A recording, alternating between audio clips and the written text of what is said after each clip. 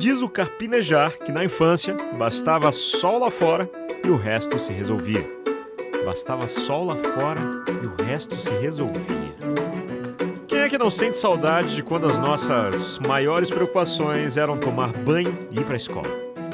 Era futebol de rua, futebol de botão, pular corda, pular elástico, bolinha de gude, assistir desenho, Chaves, Xuxa, Eliana, fazer amigos em 15 segundos, chorar sem motivo, chorar com motivo, cair, passar mertiolate, gritar, mostrar a janelinha, contar a idade nos dedos, imaginar em uma mesma tarde ensolarada ser astronauta, detetive, polícia, ladrão, bailarina, Power Ranger, sem cobranças exageradas, contas a pagar, problemas a receber, chefe, trabalho, crises, medo só do escuro, de injeção, de se perder da mãe no supermercado, de engolir chiclete, de se tornar um adulto chato. A criança que você foi se orgulharia do adulto que você se tornou? Adulto. Cara, agora você é um adulto. Passou tão rápido que quando você se deu conta, chegou a sua vez de educar um ser humaninho. Como se faz isso? As brincadeiras mudaram, os problemas mudaram, o mundo mudou. E não para de mudar, e não vai parar de mudar. Não deixa de ser angustiante. Que mundo eu quero deixar pro meu filho? Que filhos eu tô deixando pro mundo? Não existe manual, não tem regras no verso da caixa. E tudo bem, você não tá sozinho nessa. Acompanhe a gente nessa série da Keep Learning School que vai te ajudar a preparar os adultos de amanhã. Eu sou Murilo Gun, eu sou ex-nerd dos anos 90, ex-autor de livros de internet, ex-empresário de tecnologia, ex-aluno de administração, ex-comediante stand-up, ex-cara do vídeo estagiário, ex-ator de pegadinha no SBT, ex-aluno de futurismo da Singularity, ex-apresentador de televisão, ex-comediante safadão e esperto porque eu descobri que eu poderia juntar essas minhas experiências e somar com a minha paixão por educação para criar, em 2015, a Keep Learning School. Essa série é para todo pai e mãe que se importa com o futuro do filho. Essa série é para todo professor de criança que se importa com o futuro dos alunos. Essa série é para todo tio, avó, padrinho, vizinha que se importa com o futuro do sobrinho, neto, afilhado e filho do vizinho. Essa série é para todos os educadores que amam as crianças e se importam com o futuro delas. A menor frase que define a educação, na minha opinião, é de Osho. A educação é a ponte entre potencialidade e realidade. Todo ser humano nasce com algumas grandes potencialidades, mas uma potencialidade só existe como possibilidade. Essas potencialidades podem ser potencializadas e virarem realidades potentes, ou essas potencialidades podem não ser potencializadas e virarem potencial desperdiçado, vira pó, potência, hashtag. Educar é a ponte entre potencialidade e realidade. De um lado, um ser humano cheio de potencial, do outro lado, a realidade. Se essa ponte, a educação, for bem construída, o potencial vira realidade. Mas olha, amigo, que conversa mole. Não tá vendo que o governo, para fazer uma ponte, é o nosso sacrifício com essa corrupção que tá aí? Não tá vendo que não vai fazer nada pela educação? Não adianta não, a educação tá perdida. E com essa geração agora, essas meninas, uma menina feito Caroline, a menina daqui de casa, olha, só tô vendo Caroline não tem salvação não. Não tem ponte certa, que ela não passa nem por baixo nem por cima. Tem que aparecer alguém para salvar a gente. É engraçado que sempre que uma pessoa fala alguém tem que fazer alguma coisa, essa pessoa já está naturalmente tirando o seu da reta. Eu não tenho que fazer nada, alguém tem que fazer. E no caso da construção dessa ponte, não dá para correr da responsa. Assim como hoje tem o personal trainer, assim como tem o personal stylist para ajudar a pessoa a se vestir, alguns acham que tem personal father e personal mother. Isto é, gente que substitui o pai e a mãe nisso. Não. A tarefa de educação dos filhos é da família em primeiro lugar e do poder público de forma secundária. A escola faz escolarização. Por isso, se a família não cumpre aquilo que ela precisa cumprir, a escola não dará conta. E não adianta entregar. Claro que também não adianta a escola dizer o que eu posso fazer. É preciso fazer uma parceria com as famílias, de modo a também formar os pais. Quem tem que construir essa ponte somos nós, papai. Junto com a escola, com todos os envolvidos, mas nós pais somos os responsáveis. A gente pode delegar a parte do serviço, mas não pode delegar a responsabilidade. E qual é o primeiro passo para construir essa ponte? O primeiro passo você já deu, intenção.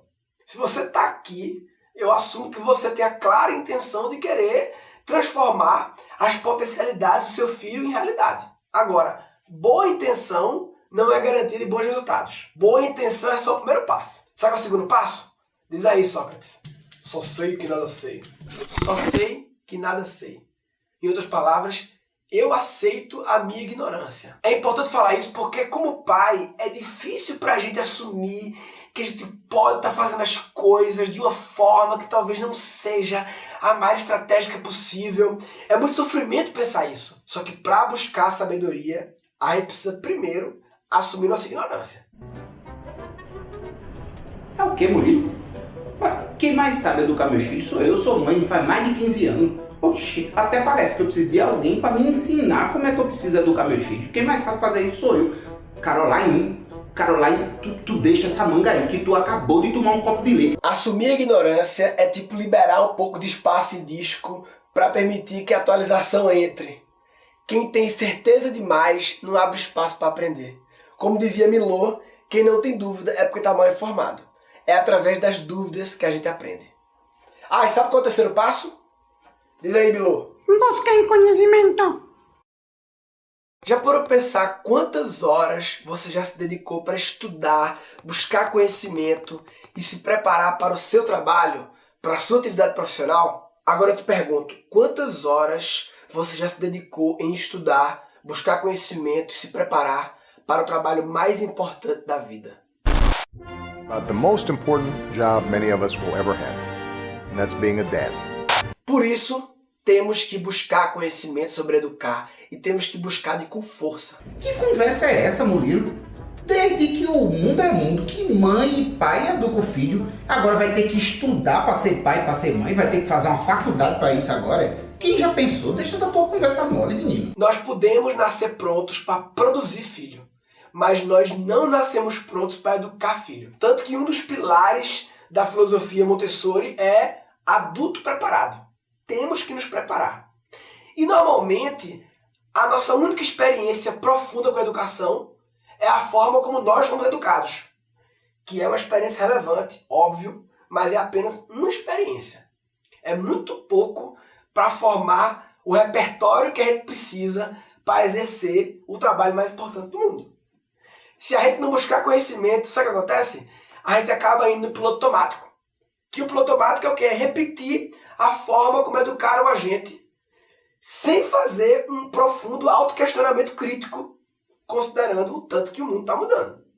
Pois os meus pais mesmo não buscaram conhecimento nenhum e eu tô vivinha da Silva, tô aqui, ó, deu certo, tô sadia, saudável, tudo bem, tudo normal. Será que deu certo mesmo? Eu não sei. Talvez sim, talvez não. Mas você vai deixar um talvez do passado moldar a forma que você age no presente e no futuro? Será que teria sido melhor se eles tivessem se preparado? Será que a gente não poderia fazer melhor se a gente se preparar? Porque não adianta a gente ficar só replicando as coisas que a gente vê por aí se a gente não fizer alguma coisa para ter uma educação melhor. Eu também, como pai de 3 filhos, eu tenho 3 crianças, eu vejo a necessidade dos pais assumirem a responsabilidade pela educação e o desenvolvimento dos filhos. De fato, as gerações anteriores, elas buscaram muito pouco conhecimento sobre como educar.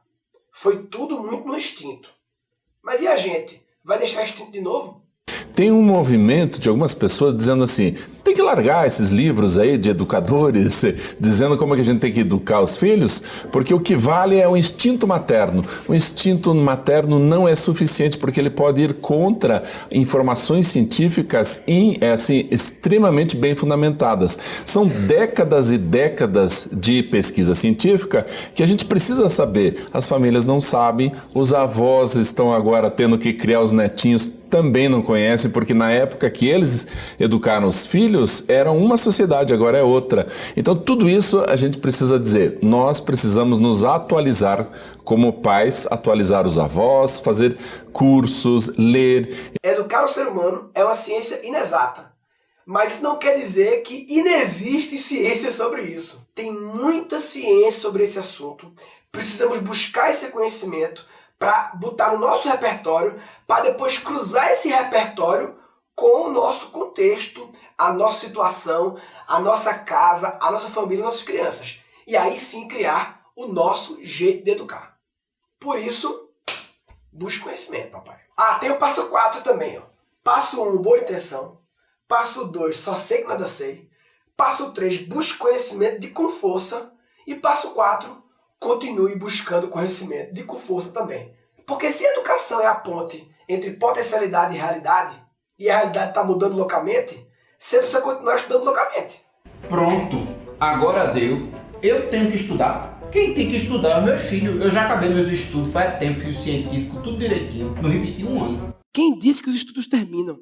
Essa é uma premissa que a gente foi domesticado a acreditar, porque a gente aprendeu que a vida tem 2 etapas. A vida é, primeiro a gente estuda, depois a gente trabalha. 2 décadas estudando, 4 décadas trabalhando. A gente estuda para se preparar para o mercado de trabalho, aí termina os estudos e vai encarar o mercado de trabalho. O problema dessa lógica é que o mercado para o qual a gente se preparou é diferente do mercado que a gente vai encarar. Por quê? Pelo motivo óbvio que o mundo está mudando muito rápido e cada vez mais acelerando. Por isso que o nome da minha startup de educação é Keep Learning, continue aprendendo. Bem, nesse primeiro episódio a gente vai falar um pouco mais sobre educação e falar um pouco mais sobre a minha visão da realidade atual do mundo e também das perspectivas de futuro que nossas crianças vão viver. Antes eu preciso abrir um parênteses e explicar como e por que eu entrei nesse negócio de educação. Muita gente me conhece como comediante, porque eu passei 10 anos viajando pelo Brasil, fazendo show de stand-up, mestre de cerimônias do Improvável, aí meu show foi pro Netflix, fiz muita coisa no YouTube, eu apresentei programa de TV no SBT, Comedy Central, Multishow. Enfim, eu fui humorista profissional, de profissão, né? De 2006 até 2016, quando eu comecei a parar. Por que eu parei? Porque eu fui picado. Vou explicar. O negócio começou a mudar em 2012, quando surgiu a oportunidade de fazer um TEDx, aquelas palestras, né? Eu era comediante profissional, mas não era para eu ir lá contar piada. Eu tinha que falar algo mais relevante. Então eu resolvi falar sobre o meu processo de criação das piadas. Comecei a pesquisar sobre o processo criativo e aí, bum, enlouqueci. Enlouqueci porque eu descobri que criatividade era um assunto que todo mundo precisava estudar e pouca gente estava estudando. Aí eu tive ideia. Resolvi misturar stand-up com conteúdo e começar a fazer palestra de criatividade. E aí comecei a viajar o Brasil inteiro fazendo isso. E aí, bum, enlouqueci de novo. Enlouqueci de novo porque eu descobri que o humor poderia ser não apenas o meu produto final que eu entrego, mas podia ser uma grande ferramenta para entregar conteúdo às pessoas, para educar. Só que o assunto criatividade era tão profundo e impactante que eu resolvi ir além da palestra e resolvi fazer um curso presencial de criatividade. Ou seja, eu fui picado e totalmente contaminado pelo bicho da educação. Nessa época, 2014, eu li um livro que mudou a minha vida. Abundância. Porque muita gente fala que o futuro vai ser de escassez, que vai dar merda. E esse livro traz uma visão otimista sobre o futuro. Futuro com abundância. E um dos responsáveis por trazer essa abundância é a evolução da tecnologia. E o autor desse livro, Peter Diamandis, ele falava muito de uma escola que ele fundou, uma escola que funciona dentro de um parque da NASA, em parceria com o Google, e uma escola que estuda o futuro e como as tecnologias podem impactar de forma positiva a humanidade. Aí eu enlouqueci de novo, eu quero ir para essa escola. Eles faziam apenas uma turma por ano, com apenas 80 pessoas. A princípio eu pensei, vixe, deve ser muito louco esse bagulho aí, não é pra mim não. Mas depois eu pensei, por que não é pra mim? Eu sou louco também, sou abusado, gosto de pensar grande. O máximo é o não, vamos tentar. Aí fui preencher a aplicação, mandar meu vídeo. Hi, my name is Murilo, I'm from Brazil. I am a comedian, entrepreneur and speaker. And my greatest passion in life is children. I'm married, but I'm not a dad yet.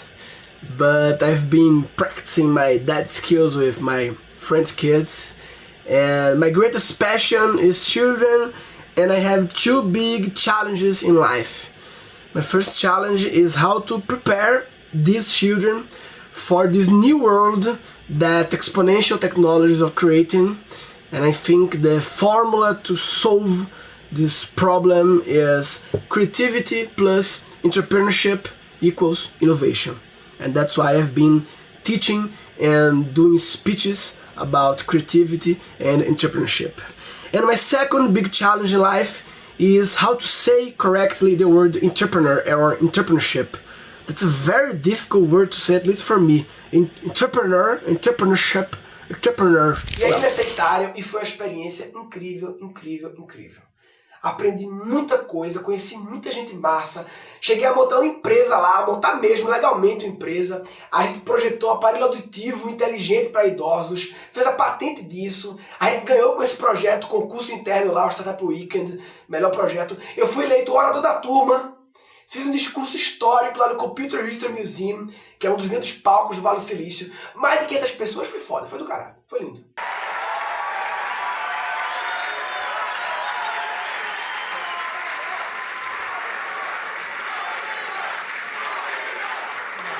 Adivinha como eu voltei da Singularity? Enlouquecido. Por 2 motivos. Primeiro, porque lá eu consegui validar a minha visão de criatividade com gente de tudo que é país, tudo que é cultura diferente. E isso me deu muita segurança de levar essa minha visão para outros cantos do mundo. Acabei depois dando palestra e workshop de criatividade na Suíça, Argentina, Estados Unidos e Itália. Eu apresentei um workshop de criatividade no congresso mais tradicional do mundo. Congresso que rola desde os anos 50 e que foi criado pelo cara que inventou a palavra brainstorming, o Alex Osborne. E o segundo motivo que eu enlouqueci é que lá na Singularity rola meio que uma lavagem cerebral, mas uma lavagem positiva, de fazer você querer fazer coisa grande, de alto impacto, né? Então quando eu voltei pro Brasil, eu percebi que eu precisava pegar o meu curso de criatividade presencial, que estava massa, e levar para mais pessoas pela internet. Foi aí, em 2015, que eu fundei a Keep Learning School. A gente faz cursos para adultos voltarem a ser criativos e cursos para adultos deixarem de bloquear a criatividade das crianças, né?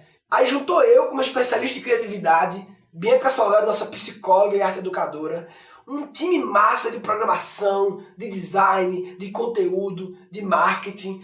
E de lá para cá, já fizemos 8 turmas do meu curso online de aprendizagem criativa, mais de 4.300 alunos e mais de 5 milhões de pessoas impactadas pelos nossos conteúdos gratuitos. Apesar do meu curso ser para adulto, tem uma intensa relação com crianças.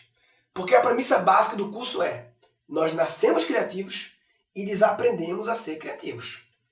Toda criança nasce criativa, todos nós fomos criança, mas nem todos nós somos adultos criativos. O que é que houve? Nossa criatividade foi bloqueada durante nosso processo educacional. O adulto criativo é a criança que sobreviveu. Como diz Rubem Mito Alves, criança não é meio para se chegar ao adulto. Criança é fim. O lugar onde todo adulto deveria chegar. E adultos podem reaprender a ser criativos, mas eles também podem aprender a evitar que as crianças desaprendam. Por isso que desde a primeira versão do curso de criatividade, quando ainda era presencial, eu já trazia o assunto educação de crianças muito antes até de ser pai. Aí quando o curso virou online, desde a primeira turma, eu também já criei um momento de debate online ao vivo com a turma sobre a educação de crianças, que eu já chamava de Cri-Cri, Criando Crianças Criativas, que depois virou um módulo do curso e depois virou um curso à parte. Resumindo, em 2012 fui picado pelo bicho da educação e aí em 2016 deixei a comédia para focar 100% nisso. Mas não foi só desde 2012 que educar fez parte da minha vida. Porque desde adolescente eu já comecei uma jornada de compartilhar conhecimento. Ele ainda tem espinhas no rosto, mas quando ele fala, merece o respeito e a atenção dos mais experientes aos mais tenos da plateia. Ele é Murilo Gan Araújo, um jovem de apenas 16 anos.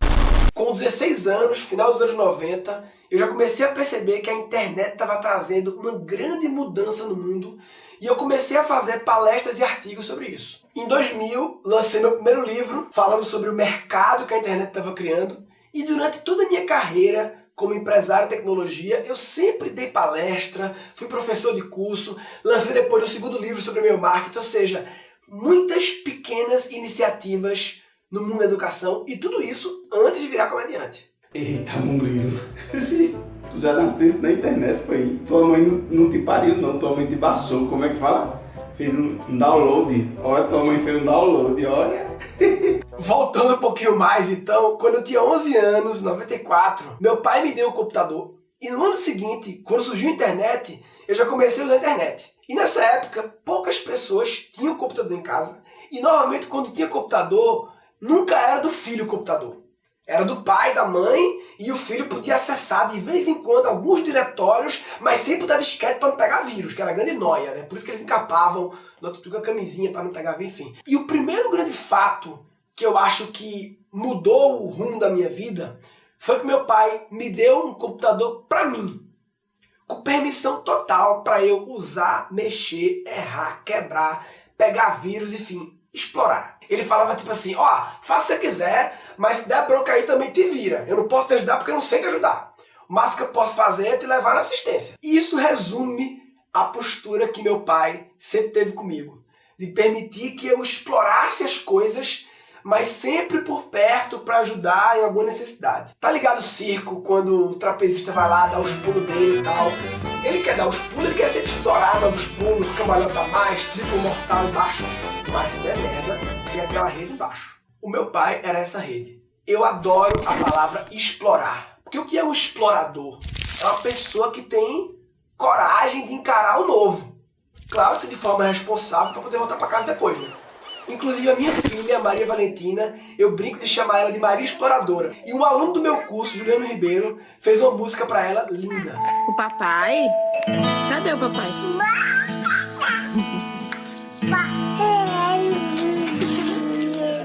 Vai descobrir um caminho imenso, deixa cair. Observa tudo que atenção. Quando entende, se emociona e sorri. Eu com você saboreio cada fase que vem. Pulo, canto, danço, chamo a atenção. O amor ao infinito e além. Procurar, descobrir, conhecer e querer sair. Deixo fazer o que quer, desafio por querer. Vai sereia, vai brincar, se esconder. Maria, exploradora. Com a liberdade de explorar que eu tinha, em 95 comecei a trabalhar com internet, bem no início do negócio, e eu criei na época um site bem simples, mas que ganhou 2 vezes o prêmio de melhor site pessoal do Brasil. Eu fui até entrevistado no Jô Soares para falar do site. Aqui na internet eu vou começar com Murilo Gun Araújo. É pra cá!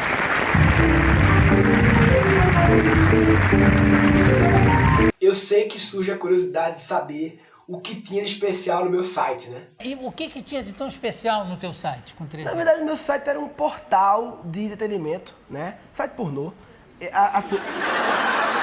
Assim, tinha outras coisas no meu site, mas realmente as Playboy era o que bombava. Aí, com o sucesso do site, eu resolvi montar uma empresa de fazer sites para empresas. Com 17 anos, eu captei R$1 milhão de investidores e criei um site para pedir comida pela internet, tipo iFood hoje em dia, só que isso foi em 99. E aí, em 2000, veio o estouro da bolha da internet. Aí o dinheiro acabou, os investidores fecharam a torneira e a gente quebrou. Entrei na faculdade de administração, virei sócio de uma outra empresa de fazer sites, e foi assim a faculdade inteira, tocando a empresa. Aí na formatura da faculdade, eu fui eleito orador. E aí eu pensei, putz, tem que fazer uma parada engraçada. Até então nunca tinha feito nada de comédia, mas comecei a estudar por que as pessoas riem. E aí fiz um discurso engraçado e aí eu enlouqueci.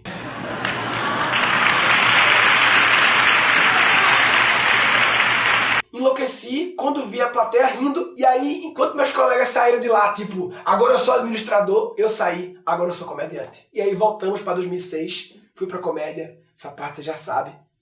Fecha... Não, peraí. Antes de fechar o parênteses, só mais uma coisa que você não sabe. Logo depois do discurso, em 2007, tava começando na comédia, conheci minha esposa, Dani, mãe da Maria Valentina. E quando eu conheci Dani, eu ganhei 2 coisas. Eu ganhei uma esposa, companheira, parceira de vida, all-in, topa tudo, hard work, tamo junto. E eu também ganhei João Gabriel, o irmãozinho dela, que na época tinha 2 anos, e que eu sempre fui um segundo pai pra ele, e ele um primeiro filho pra mim. E agora, com vocês, Murilo fecha parênteses, vai. Pronto, contexto dado, agora desliga aí o Spotify, esquece aí o Zap, desliga a TV, se tiver no computador, fecha as janelinhas, foca nessa parada aqui, que eu acho que você já percebeu que é um papo importante. Que filhos você quer deixar para o mundo? Quando fala em filho, a gente lembra logo de um ser humano que está sobre a nossa subordinação, né? Mas é importante lembrar que isso só vai acontecer até uns 18 anos. Porque depois disso, continua sendo filho, mas aí vira adulto. Ou pelo menos deveria virar nessa idade, mais ou menos, né? E é importante lembrar que as gerações que vêm aí, da minha filha, por exemplo, esse pessoal deve viver 100 anos tranquilamente.